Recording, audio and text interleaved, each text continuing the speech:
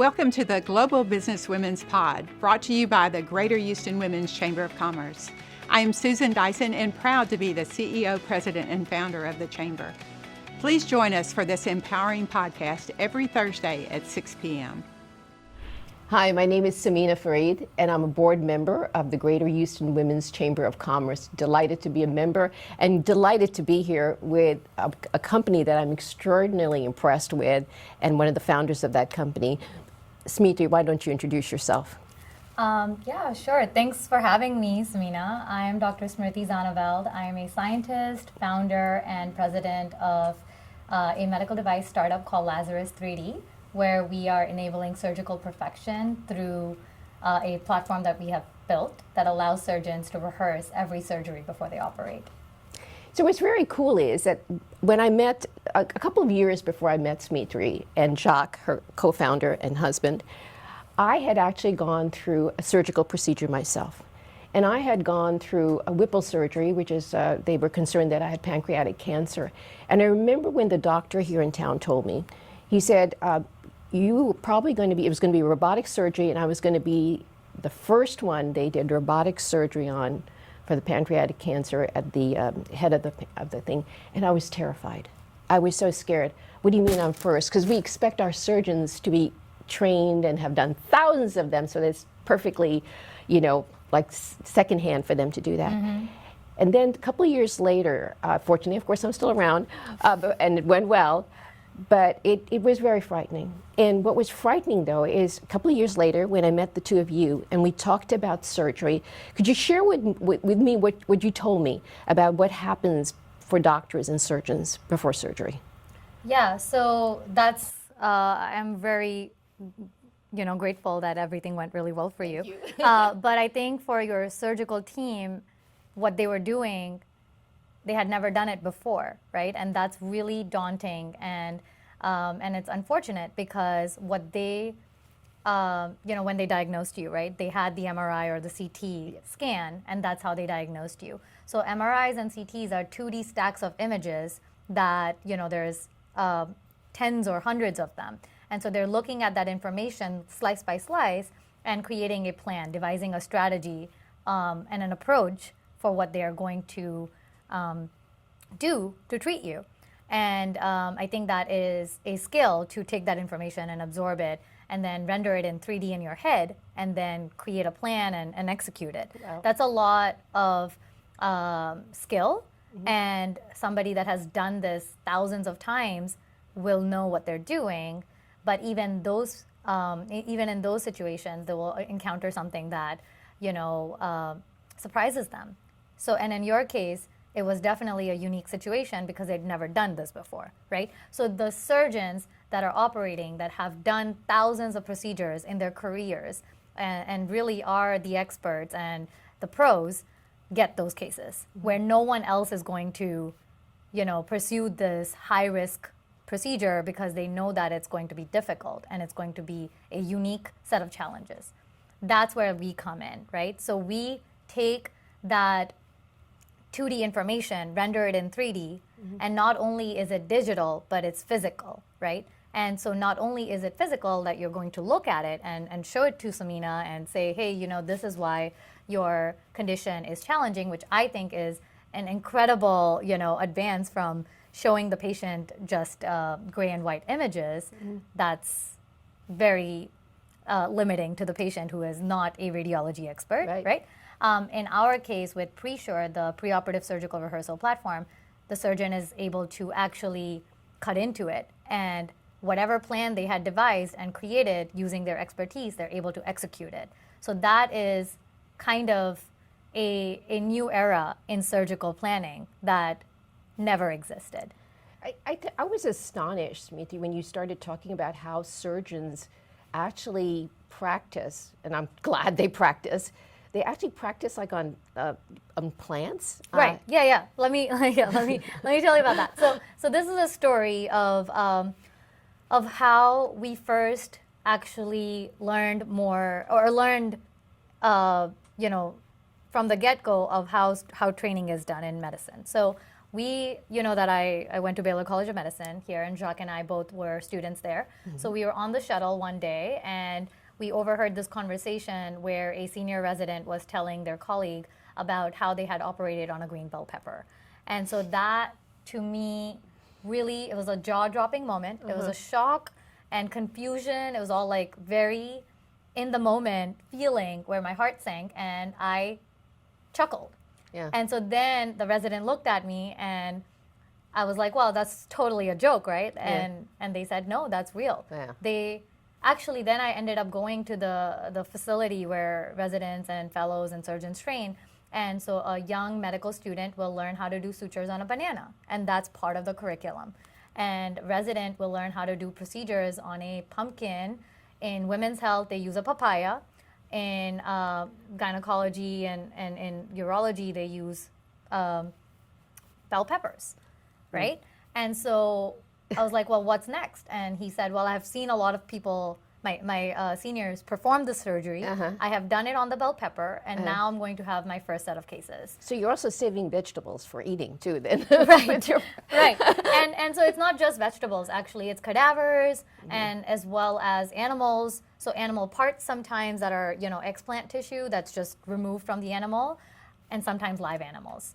And so I think all of that had been the gold standard because no other alternative existed. And certainly in all of those situations, none of them have the disease that the surgeon is trying to treat or able to sort of like exercise their, skills to obtain that level of exactness. Of training. Yeah. Exactness, right. And so I understood why they were doing that. Right. But I still thought that it was ridiculous.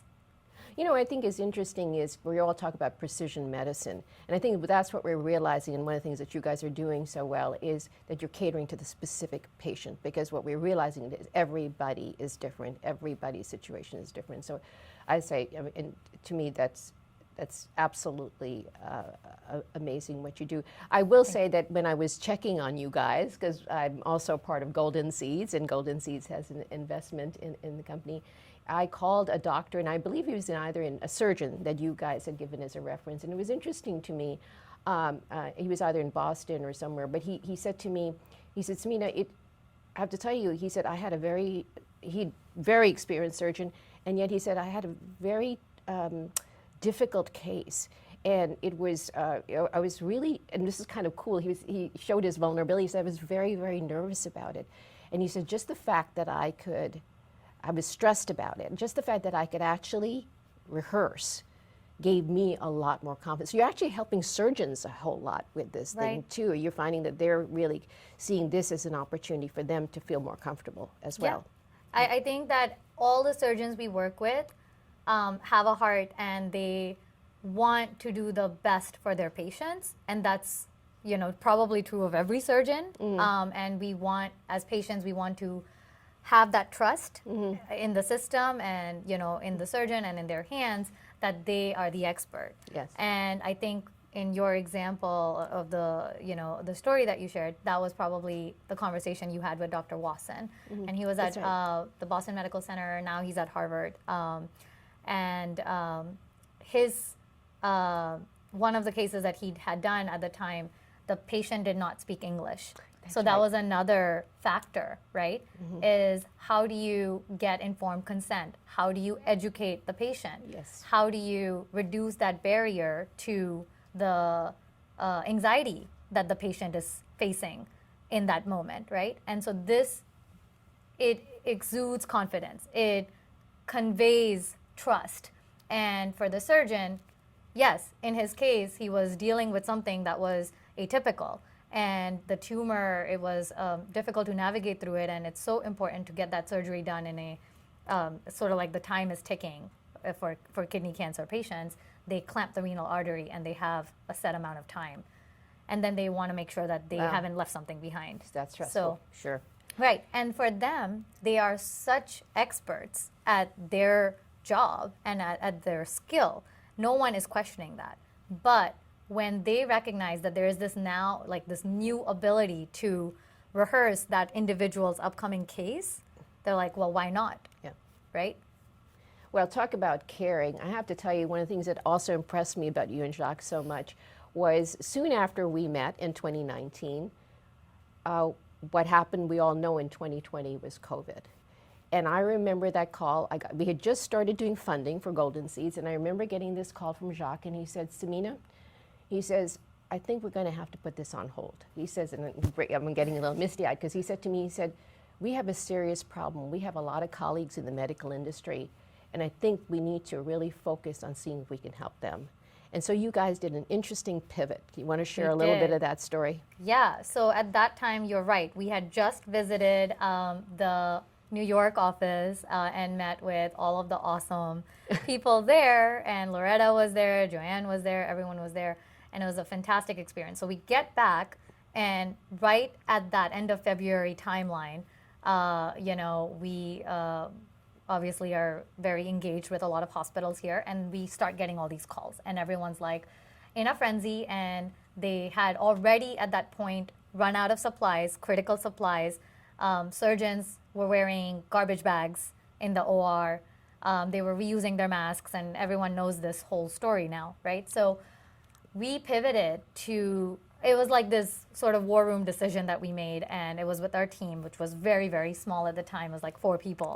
And we pivoted to this goal, which we were all aligned on, and we couldn't have done it without that alignment, to provide, to bring quality products to the hospitals that were working with us and needed us in that moment, and to use our technology, 3D printing and the 3D printers that we had, to really, act in that moment to deliver what they needed, right? So we completely put Lazarus business on hold, pivoted to manufacturing, face shields, which we had designed and vetted and done stress testing, all within 72 hours. And we were able to do all this because we had established relationships with amazing surgeons, and they were able to get us that feedback so quickly, and we iterated.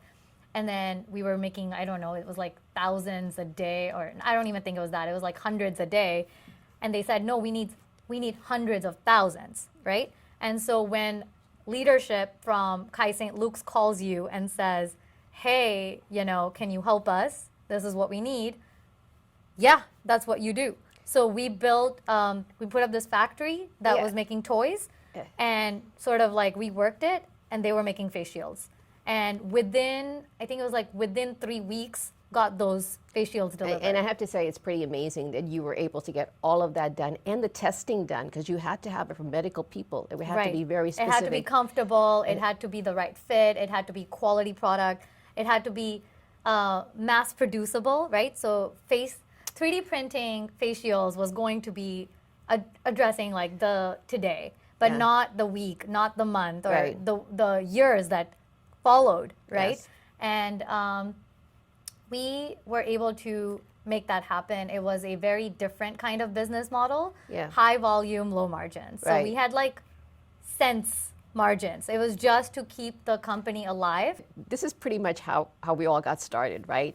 I was in the process. I had also just joined Golden Seeds, and we were, Houston is now kind of booming, but it's still at that time we were looking, where is our innovation and our talent? And we knew it was there, but where do we find it? Yeah. And here we turn around, and I had a chance to meet you and Jacques, and I go okay, now we're talking. Now we're doing some really, really interesting stuff, because I think you were one of our earliest investments here in Houston for Golden Seeds, and all of a sudden we bring you to New York and stuff. So I think it was here, right, in this room? It was this room. It was in this room? Yeah, so I'm not sure people will see, but this is the Greater Houston Women's Chambers of Commerce office, and this is also where Golden Seeds has their office hours, right?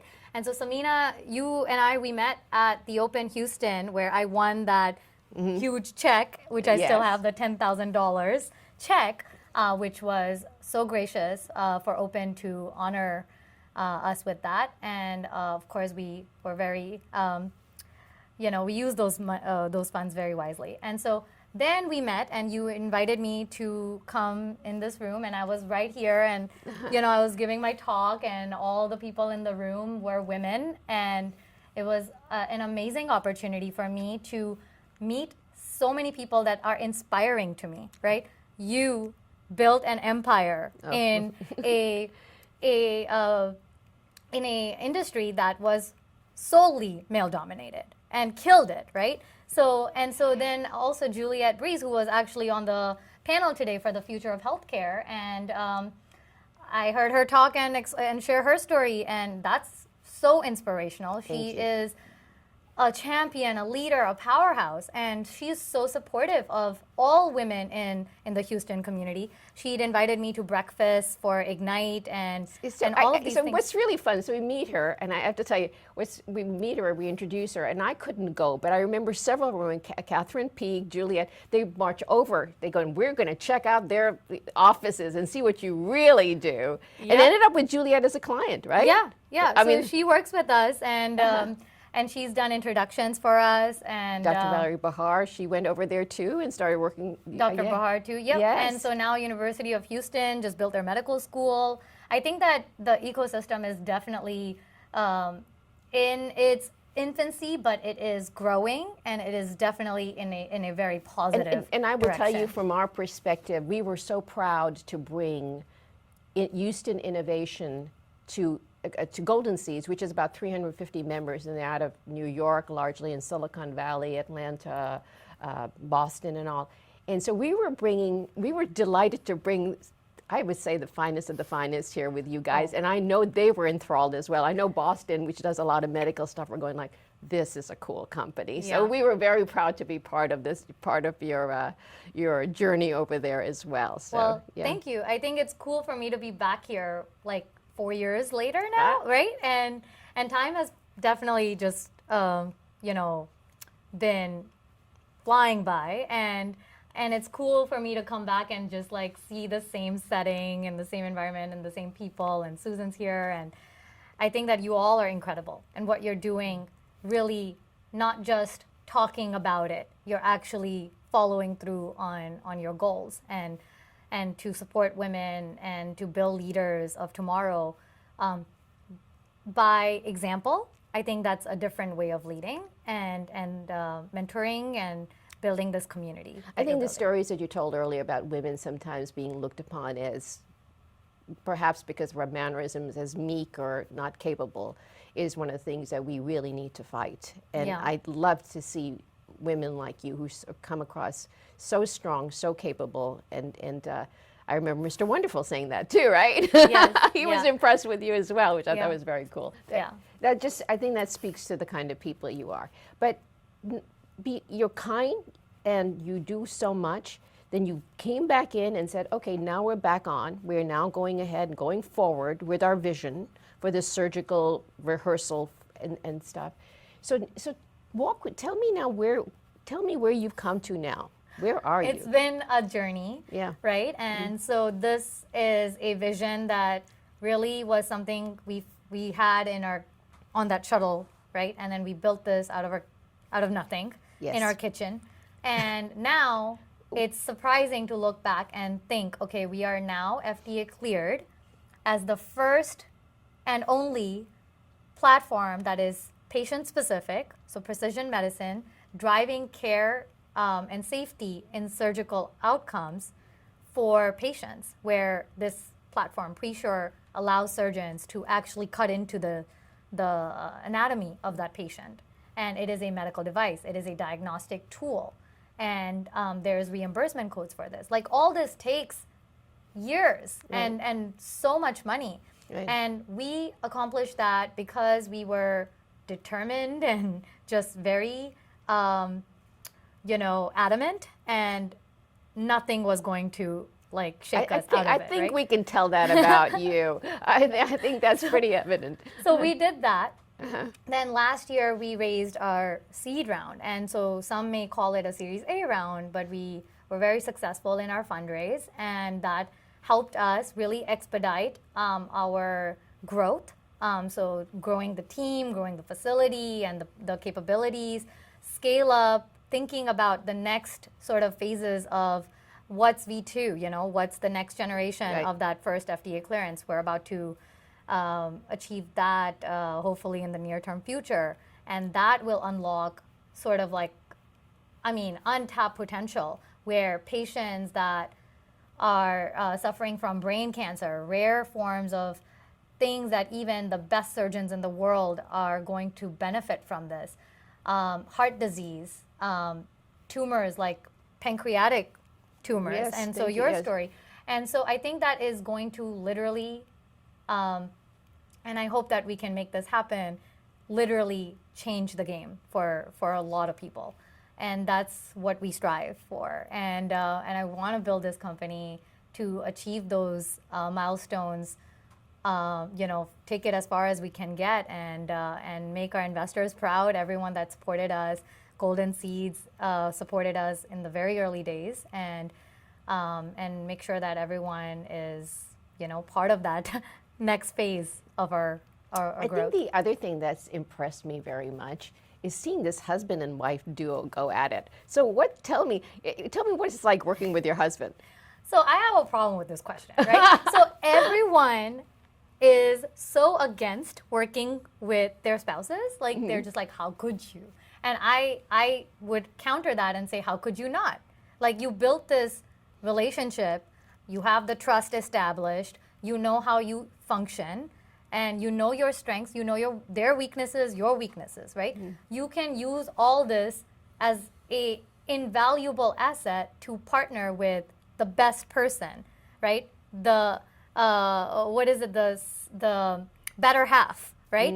And so I think for Jacques and I, we are so efficient, we work seamlessly, and Right. it's just this sort of synchrony and harmony in that like energy that we create, and our team sees that too, and that is just a sort of like a, I don't know, it's very different, I think, how we work together, and everyone finds it intriguing, and I just think that's like that's how it should be, right? I do think it's remarkable when I hear you two speak how you both are so passionate, and yet you don't speak over each other. It's really fun to watch the two of you almost engage almost half and half equally, and it's really cool.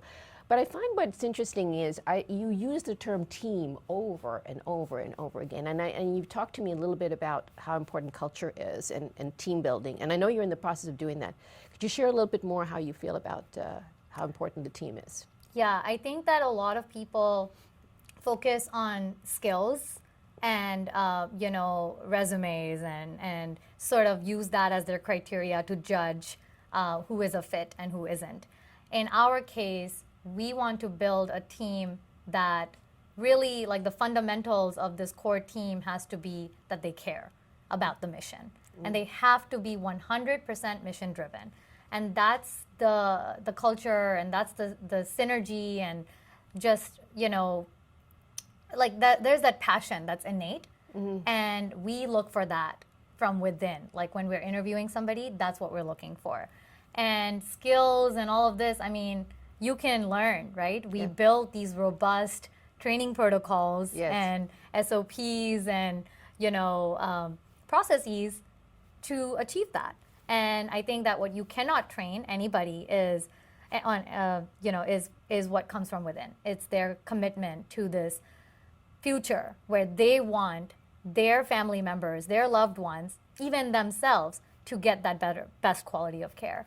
And that's, I don't know. I think we're still learning how we are finding those people. But I'm really proud to say that everybody, every single person on Team Lazarus is exceptional. And you say that every time, and you speak to each one of them, and I find that wonderful, absolutely wonderful. But tell me a little bit more about what what are some of the lessons learned that you have, that some of the things that perhaps you would have done differently in this journey that you've gone through, this remarkable journey that you've gone through? I think that early on, everyone underestimates you, right? And so you shouldn't let that like rub off, I think that's really important to kind of be your person and not let that hinder you in any way, whether it's emotionally and whether it's through actions. You should just keep blazing through. And I think for me, I was really young when I finished my PhD. I can't remember now. I think I was like 26 or 27. And so when I got out, and Lazarus was my first full-time, job, I guess, as a founder, everyone looked at me and they were like, who's this tiny person? Like, why is she, what is she doing? And so I think a lot of people would look at me. I would be at a conference or at a trade show, and they would say, oh, so who is the founder, and who is the leadership at Lazarus? Like, and I got really flustered and angry with that kind of response and engagement from people, and I thought that it was really harsh. Anyway, so I kind of learned from that, and now this happened recently, actually, at my last trade show where I was presenting, and I said, you know what? She's very busy right now, but why don't you come back in 15 minutes and give me your contact, and then I'll just make sure that you connect with her. And then that person came by, and 15 minutes later, and I was like, oh, you're looking for the founder. Okay, yeah, so nice to meet you. I'm Dr. Smriti Zaneveld. I'm the president and founder of Lazarus 3D. How can I help you? And that is Dr. Smriti. You can see she's got the humor, she's got the passion, she's got the compassion for doing this. And it's been such a pleasure to have met you and work with you and continue to work with you. So thank you so much for taking the time to spend with us and teaching us all about what you do. No, thank you, Samina. Really appreciated it. Thank you for joining us. Thank you so much for joining us. We will see you again next Thursday at 6 p.m. For more information about the Chamber and our podcast, please visit us at ghwcc.org.